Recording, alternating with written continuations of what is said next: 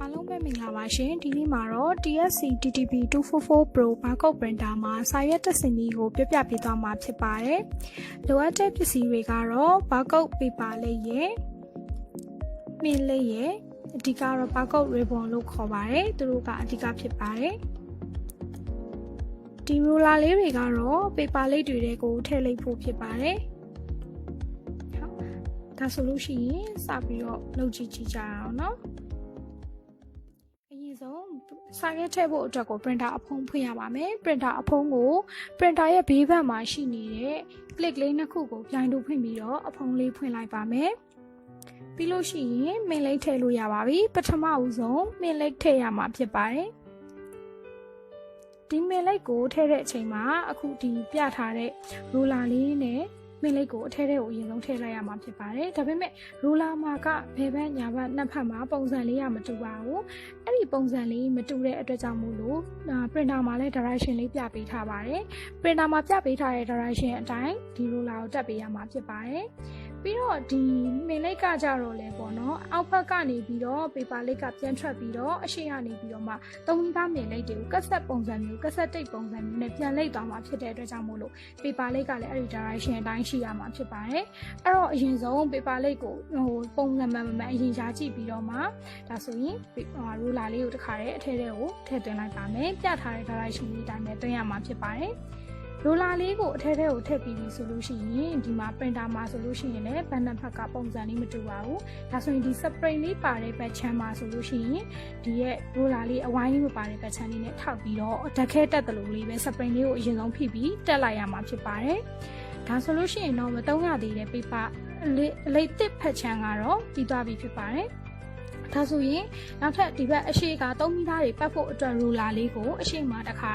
ပြန်ပြီးတော့ပတ်ပေးရပါမယ်ဒါဆိုလို့ရှိရင်ဒီနေရာလေးမှာခုနကအရှိမှပြထားတဲ့အတိုင်းလေးပဲ spray လေးမှာအရင်ဆုံးဖိပြီးတော့တက်ပေးရမှာဖြစ်ပါတယ်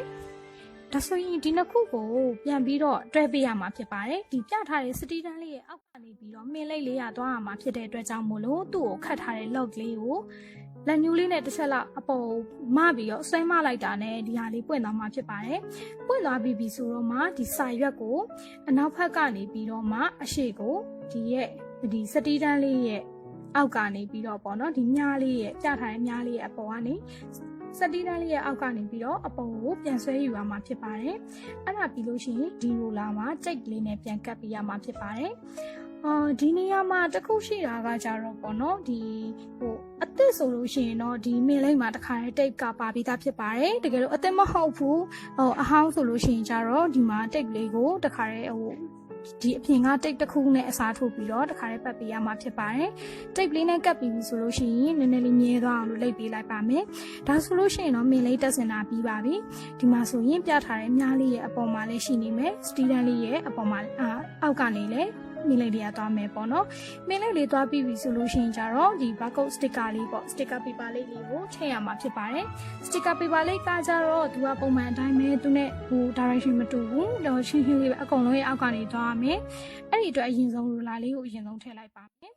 ruler ထည့်ပြီးပြီဆိုလို့ရှိရင်ဒီဘေးကပြထားတဲ့ plastic ပြားလေးနှစ်ခုနဲ့ပိတ်ရမှာပါ plastic ပြားမှာဆိုရင် direction လေးကဒီပေါ့နော်မျက်နှာပြင်လေးကမြောင်းလေးတွေပါတဲ့ဘက်ရင်ပြောင်ကြောလေးတွေရှိတယ်အဲ့ဒီမှာပြောင်ကြောလေးဘက်ချမ်းကိုဒီအတွင်းထဲကိုထားပြီးတော့လိပ်ပေးရမှာဖြစ်ပါတယ်ပြောင်ကြောလေးဘက်ချမ်းကိုအတွင်းထဲမှာထားပြီးတော့အမြောင်းလေးကအပြင်မှာရှိနေရမယ်ဟိုဘက်တစ်ဖက်လည်းအတူတူပဲဒီပြောင်လေးကိုအတွင်းမျက်နှာပြင်မှာထားပြီးတော့ခါကြတော့မှနှစ်ခုကိုကြက်ကြက်လေးဖြစ်အောင်ဖိပြီးတော့ပေါ့နော်နည်းနည်း direction လေးကိုတခြားပြန်ချိန်ပေးရပါမယ်ပြီးပြီဆိုလို့ရှိရင်သူ့အတွက်ကိုပြပေးထားတဲ့နေရာလေးမှာချလိုက်အောင်မယ်ချပြီးဒီအစလေးကိုနည်းနည်းလေးဆွဲထုတ်ခဲ့လိုက်ပေါ့နော်ဆွဲထုတ်ခဲ့ပြီးပြီဆိုလို့ရှိရင် paper ကရပြီအဲ့ဒီမှာဆိုရင်ဒီမှာညီမကြည့်ကြည့်အောင်မြားလေးပြထားပေးပါတယ်အဲ့ဒီမြားလေးရဲ့အောက်ထဲကနေပြီးတော့စာရွက်ထွက်ရမှာဖြစ်ပါတယ်ဒါဆိုလို့ရှိရင်စာရွက်လေးကိုတစ်ချက်လမ်းပြီးတော့ဆွဲထုတ်လိုက်ပါမယ်မြားလေးရဲ့အောက်ကနေဆွဲထုတ်မယ်ဆွဲထုတ်ပြီးပြီဆိုလို့ရှိရင်သူ့မှာပြထားတဲ့ဒီမှာအစိမ်း adjust လုပ်တဲ့နေရာလေးအဲ့ဒါလေးရဲ့အောက်ကနေဆွဲထုတ်ပြီးတော့မှအပေါ်က delay နှုံးလေးပေါ်ကိုတင်ပေးလိုက်ရင်ရပါပြီ ဒါက sticker သွားမယ်နေရာလေးပါဒါဆိုရင် sticker ကကြတော့အဓိကအဲ့ဒီညားလေးနဲ့ခွဲလိုက်ရင်ရပါတယ်အဖြူရောင်ညားလေးရဲ့အောက်မှာ sticker ရှိပြီးတော့အဖြူရောင်ညားလေးရဲ့အပေါ်မှာကြတော့ paper လေးရှိရမှာဖြစ်ပါတယ်ဒါဆိုလို့ရှိရင်တက်စင်တာပြီးသွားပြီဆိုရင်သူ့ကိုတစ်ချက်ပြန်ပြီးတော့ပိတ်ပေးရမယ်ပိတ်တဲ့အခါမှာလက်ကလေးနဲ့ပြန်ဖိချပြီးတော့ပဲပိတ်လိုက်ရင်ရပါပြီ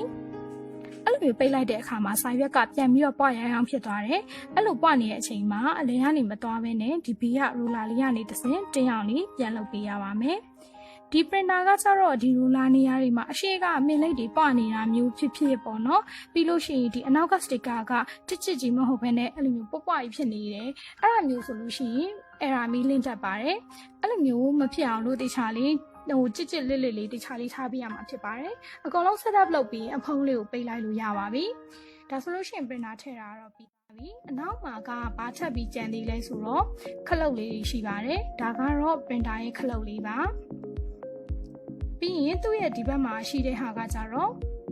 printer ရဲ့ power box လေးပါ power box လေးပြီးဟိုဘက်ကတော့ USB cable ကြိုးလေးပါဒါဆိုလို့ရှိရင်ဒီ printer မှာခလုတ်လေးတွေဖွင့်သက်ဆိုင်ရာအကြိုးလေးတွေတက်ပြီးပြီဆိုလို့ရှိရင်ဒီ printer ကိုအသုံးပြုလို့ရပါပြီတက်ဆင်လုပ်ပြီးပါပြီအားလုံးပဲလိုက်လုပ်ကြည့်ပြီးအဆင်ပြေကြမယ်လို့ထင်ပါတယ်